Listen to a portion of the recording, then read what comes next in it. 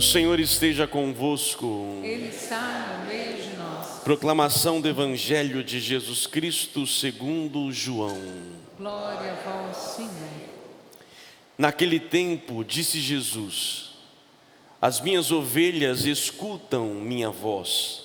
Eu as conheço e elas me conhecem. Eu dou-lhes a vida eterna e elas jamais se perderão. E ninguém vai arrancá-las de minha mão. Meu Pai, que me deu estas ovelhas, é maior que todos, e ninguém pode arrebatá-las da mão do Pai. Eu e o Pai somos um. Palavra da salvação. Glória a vós, Senhor. Que as palavras do Santo Evangelho perdoem os nossos pecados. Amém. Meus prezados, uma das mais antigas imagens que nós temos de Jesus Cristo, e uma das mais antigas pinturas de arte, dos primórdios que nós temos, é justamente a figura do bom pastor. Uma figura muito comum no povo judaico, na fé judaica. Salmo 22, que nós cantamos e rezamos aí, está na boca de todos nós, também estava na boca do povo de Israel. E essa figura que o próprio Cristo traz, na expressão do bom pastor, que na verdade do grego, o original deveria ser chamado o belo pastor, e não bom pastor. Mas aqui vem trazer para nós, escrevendo, fala Cristo, as ovelhas de Cristo. Quem são essas ovelhas? Tem algumas que não pertencem ao reino de Deus, que não são do redil de Cristo. Como é que eu sei se eu sou ovelha de Cristo ou não? E o que, para nós, o que essa ovelha recebe? Qual é a vantagem de ser ovelha de Jesus Cristo? Essas perguntas são respondidas na liturgia de hoje, nesse pequeno trecho do Evangelho. Primeiro, quem são as ovelhas de Jesus Cristo? São 3 atitudes, 3 qualidades, 3 ações que elas devem fazer. Primeira delas, as ovelhas de Cristo, elas escutam sua voz. Pode parecer simples, mas não é. Escutar a voz de Deus, no mundo cada vez mais, com tantas vozes, cada um com suas opiniões, nunca como hoje na humanidade, as possibilidades, as vontades, os desejos de cada um vêm à tona. Antes, nós éramos representados por instituições que falavam por nós. Hoje não. Hoje cada um pode ser o que é, pode falar o que for, cada um tem o seu espaço, o seu microfone. Só que o que cada um ouve, como estão sendo pautados? E ainda mais, o que faz alguém ouvir a voz de Deus e alguém não ouvir a voz de Deus? Será que Deus fala somente a alguns? Se fala a todos, por que alguns com facilidade acolhem e outros não? A leitura primeira que nós ouvimos trata de um dilema muito grande na comunidade primitiva. Paulo, sempre nas suas viagens, ele ia à sinagoga, ou seja, junto aos judeus. Só que estes, na sua maioria, não acolheram, não viram nele a palavra de Deus. Em compensação, os pagãos, ou seja, aqueles que não eram religiosos, prontamente acolheram. Por que os pagãos acolheram e os judeus religiosos no seu tempo não? Será que Deus não falou abertamente? A religião é uma graça, mas ela pode cegar e pode tapar o nosso ouvido. Muito facilmente os religiosos, ou a religião, a sua fé, pode se tornar absoluta. Se não falar o que eu quero ouvir, se não fizer o que eu quero que faça, eu recuso. Se não me der a graça que eu quero que me ofereça, se não acariciar o meu ego, se me falar de dificuldades, eu não aceito. O religioso, que seria muito mais propenso a ouvir a voz de Deus, pode se tornar o primeiro a não ouvir. Cuidado. a religião é uma graça, mas pode se tornar uma desgraça. Desgraça significa ausência da graça, ainda no tempo presente. Podemos nos tornar absolutos, nós pastores, as pessoas de fé, podemos não aceitar este evangelho. Eu não aceito a cruz, eu aceito a ressurreição. E aí eu posso não querer entender a voz de Deus, além de outras vozes que permeiam dentro de nós, a voz interior e as vozes do mundo. No tempo bíblico também, as vozes que gritavam dentro deles não permitiram de ouvir a voz de Deus. Hoje, o que faz as pessoas acolherem ou não a palavra de Deus? Talvez isto, são as vozes que estão latejando dentro de si. As ciências vão para as universidades, que é uma graça de poder abrir horizontes, mas muitos se perdem nas vozes das ciências, das filosofias, das sociologias, da psicologia, assim por tantas outras ciências. E muito facilmente a pessoa se deixa levar e se torna surda à palavra de Deus. Aos pagãos, no tempo bíblico, prontamente aceitaram, porque viram ali alguém que pudesse olhar por eles. Também hoje, muitos rapidamente acolhem. Por isso, queridas mães, é fundamental o papel de vocês, que desde tenra idade, as crianças possam aprender a ouvir a palavra de Deus. É bonitinho ver vocês ensinando as orações em nome do Pai, o Pai Nosso, o Santo Anjo, aos poucos transmitindo a fé. Isso é preparar o terreno para que quando ela estiver na idade da razão, entendendo, ela conseguirá ouvir melhor a palavra de Deus. É muito difícil uma criança, um ser humano que cresce longe da palavra, que quando Deus fala, ela não consegue discernir. Por isso essa educação desde pequeno, ela é fundamental, porque uma característica da ovelha de Cristo é saber ouvir a voz de Deus. No mundo barulhento que vivemos, silenciar é um desafio, porque Deus não grita, Deus sussurra, e eu tenho que aprender a ouvir a voz de Deus. Cuidado para não seguir as suas vozes, a voz da emoção, a voz do momento, a voz da dor. A dor traz muita voz, o desespero, a angústia trazem outras vozes. Por isso temos que saber ouvir a voz de Deus. Segundo atributo da ovelha de Cristo, elas me conhecem, eu as conheço. Eu as conheço. A ovelha de Cristo que ouve a sua voz é conhecida por Cristo. Conhecer, no termo bíblico, a palavra conhecer no original grego, ela é aplicada, é o mesmo verbo, é a mesma palavra para intimidade sexual. Lembra do anjo a Maria? Quando o anjo diz que ela seria a mãe do Salvador, ela diz o quê? Como será isso se eu não conheço homem algum? O que diz Jesus? Quem ouve a sua palavra no mundo e consegue discernir e ouvir a palavra dele, ele tem intimidade com aquela pessoa. E a pessoa rapidamente terá também intimidade com Cristo. O que é intimidade? Se não ficar à vontade. Quando você é íntimo de alguém, você fica à vontade, descabelado, ou com roupa, sem roupa, você fica à vontade daquela pessoa. Você é você totalmente para aquela pessoa. Por isso, a intimidade vem pela escuta. E eu tenho que ouvir. O que acontece de muitos nós cristãos, eles até ouvem a palavra, mas são frios, não têm uma intimidade com Deus. É uma fé ainda muito infantil. Terceiro ponto, e característica da ovelha de Cristo: elas me seguem. Eu escuto, sou íntimo e procuro seguir o caminho dele. Não adianta você querer dizer que é a ovelha de Cristo se os seus passos não são os mesmos dele.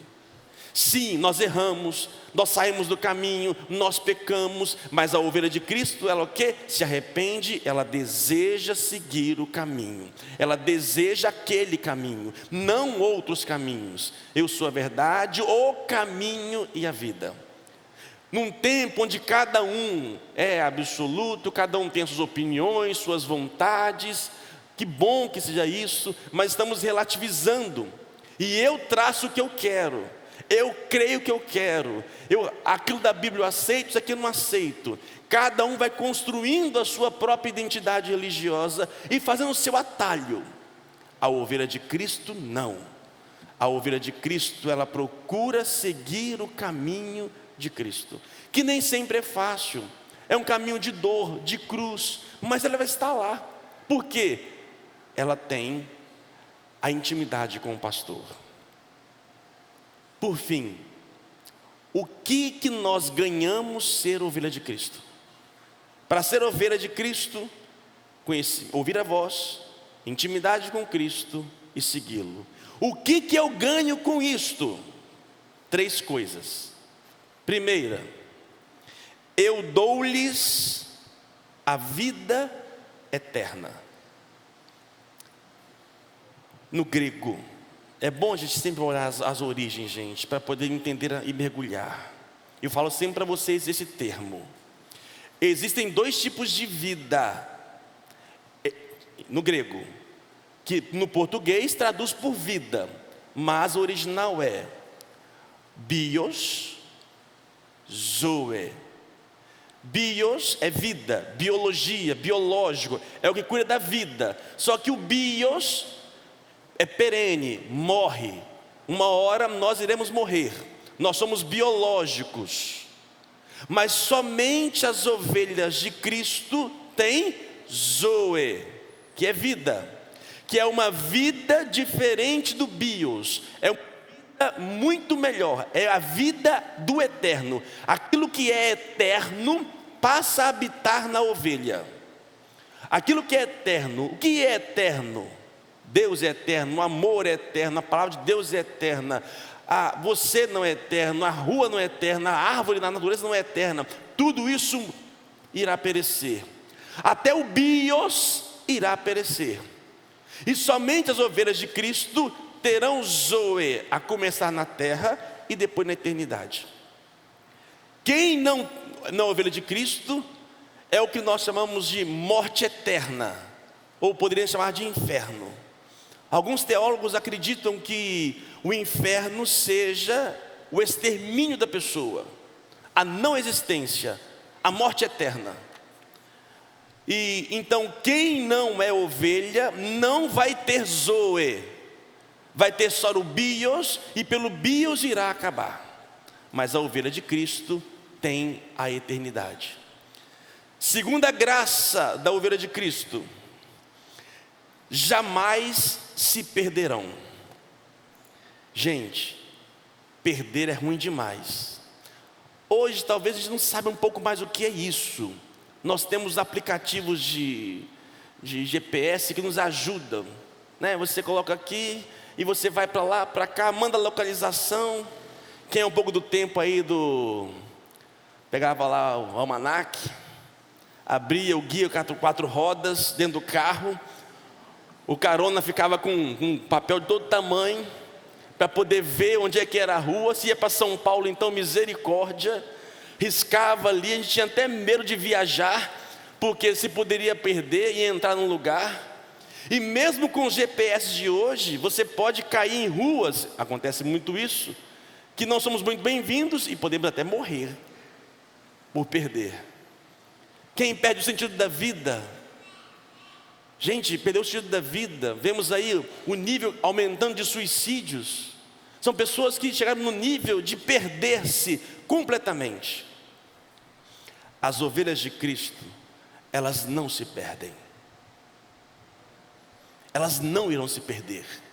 Eu posso talvez sair um pouco fora do caminho, mas Ele estará lá nos conduzindo, porque Deus será sempre o nosso GPS. Nosso Waze espiritual se chama Jesus Cristo. E Ele vai nos conduzindo, vira à esquerda, não faz isso, não faça isso. Vire a face direita, não retruca. E assim o GPS de Cristo vai nos mostrando por onde devemos passar. Ei, perdoa, é agora a mão da direita, perdoa. E assim vamos vivendo a nossa fé. E terceira graça que nós recebemos: ninguém vai arrancá-las da minha mão. Isso é espetacular. Isso quer dizer que existe alguém que quer nos tirar-nos de Deus. Com isso, Cristo está dizendo que existe uma luta, uma disputa pelas ovelhas. Há uma disputa pelas ovelhas. E ele vai dizer que ninguém vai arrancar, porque ele vai segurar tão forte que não vai arrancar. É sinal de que existe uma força contrária querendo nos afastar da eternidade. E é nessa hora que muitos são levados, mas quem o escuta é íntimo e o segue, tem a eternidade, não se perde, e o mal jamais será maior do que a graça de Deus. Tenha medo de olho grande não, gente, de inveja, despacho. Para com isso. Se eu sou ovelha de Cristo, ninguém me arranca não. E se por acaso saiu de casa, na esquina tem um despacho, pega o franguinho e come com farofinha na hora. Não vai te pegar. Não vai. Pode comer, pode, vai por mim. Se eu tiver com fome, eu como bonito, tranquilo. Não vai, gente. Eu não posso acreditar que o mal seja maior do que a graça de Deus. E se eu sou ovelha, nada vai me arrancar da mão de Cristo. O ícone de Nossa Senhora do Perpétuo Socorro mostra um pouco isto. Jesus no colo de Maria, a sandalinha caindo aos pés, e como ele estivesse correndo, do lado 2 anjos. Um com a cruz, a espada, pregos, ou seja, a dor da vida, que Jesus encontrou aonde? Na mãe. E ela agarra aquela criança segurando, porque não vai arrancar. E mesmo que a morte, o bios chegue, o zoe estará ali, porque Deus nos protege. E não seremos atacados. Eu tenho que crer nisso. E esse Cristo que é o nosso pastor. E para finalizar, olha que o texto é pequenininho, hein, gente. Jesus termina com uma bomba para o judeu. Depois, se quiser, continue lendo o livro, a leitura, continua lendo depois em casa. Ele termina dizendo: eu e o Pai somos um. É uma das poucas passagens bíblicas em que nós podemos referendar a Trindade. Jesus se coloca em pé de igualdade com o Pai. Logo depois desse evangelho segue, os discípulos judeus ficam revoltados. Esse homem ficou louco. E ele diz: por que vocês querem me matar? Pelas obras que eu faço? Quanta coisa que eu faço? Eles dizem: não é pelas obras que você faz, mas pela blasfêmia que você acaba de dizer. Você se equipara a Deus. E Jesus aqui realmente diz: eu e o Pai somos um. Esse trecho, esse versículo é base dos grandes tratados de teologia de Trindade. Agostinho, Hilário de Poitiers, todos vão referendar a partir desta unidade. Embora alguns também não entenderam essa unidade, mas Cristo é igual ao Pai em natureza. Ele é Deus. Ou seja, ser ovelha de Cristo é ser ovelha de Deus. Enquanto muitos ainda hoje veem Jesus Cristo como um iluminado, um profeta, mas não como Deus. Não como Deus. Por isso, prezados irmãos, aprendamos a ouvir a voz de Deus. Esse Deus que não nos abandona e que vai fazer tudo para nós não sermos arrancados dele. Mas ele nos pede só isto: escutai-o. Tenha intimidade com ele. e procure seguir os seus passos. O que nos faz sair dos passos de Deus? As dores, as perdas, as angústias. Ao mesmo tempo, alguns podem se aproximar de Deus, por outro momento, alguns podem se afastar.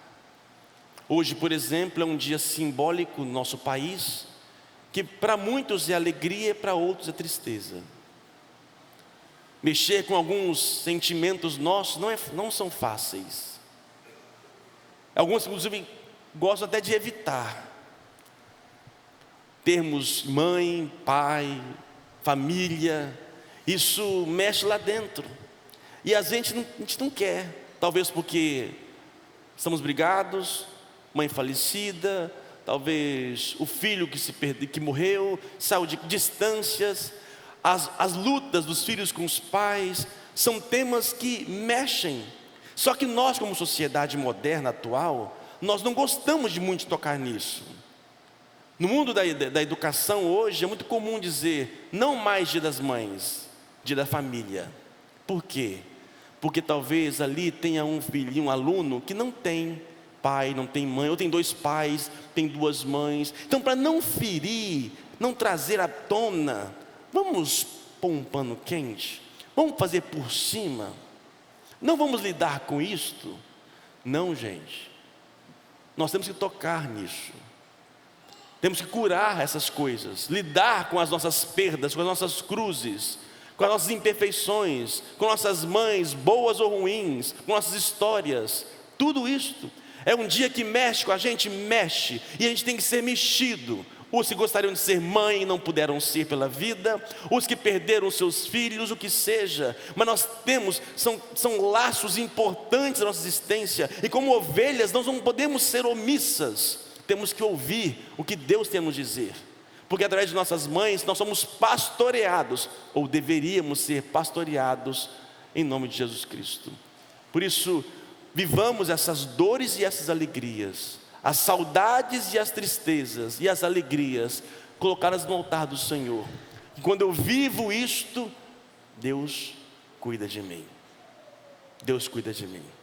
E é nesse dia que nós queremos então louvar e bendizer a Deus. Queridas mães vivas e que nos ouvem, obrigado pelo sim de vocês. Minha mãe está aqui hoje, depois de tanto tempo. Seja bem-vinda, minha mãe. Nós louvamos e bendizemos a vocês que cuidaram e cuidam. E eu costumo dizer, na terra, o coração mais próximo de Deus é o coração de uma mãe. Pai, esquece, eles estão longe. Nós estamos longe. Nós estamos longe. Mãe é diferente. Só que a mãe ovelha não. A mãe ovelha, essa nos leva para Deus. Agora a mãe ovelha, misericórdia. É ruim demais ter, mas temos que aturar. Que Deus nos ajude e nos recompense. Louvado seja o nosso Jesus Cristo. Para sempre seja louvado.